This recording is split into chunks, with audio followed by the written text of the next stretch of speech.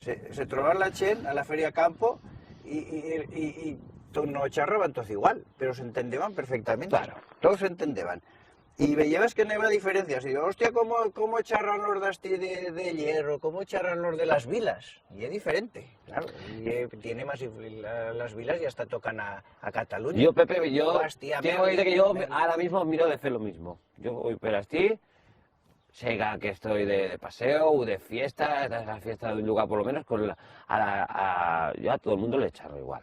¿Me entiendan? No me entiendan, me charran como me charran, porque tengo que partir de la base de que a lo menos seguro que me entienden. Sí, sega, pues yo qué sé, te vas a la fiesta a capella, estás así, bueno, vas a 4 bailes, pues yo a la chela charro en aragonés, no me pienso charles en castellano. Pues tal que me contesten en castellano, pero por lo menos yo pienso que me entienden. Pasa que menos, cuando la gente no se conoce... Sí, claro, pero es que no farían cosas. Cuando te sale charra como aquí cuando te trobas con alguno de aquí. Yo me trobo uno de aquí, sea o sea, charraré como aquí. Ahora, si te trobas que está con otro ya no te fa gracia charrar como aquí, porque igual no te entiende el otro. Tal vez tienes que respetar un poco que...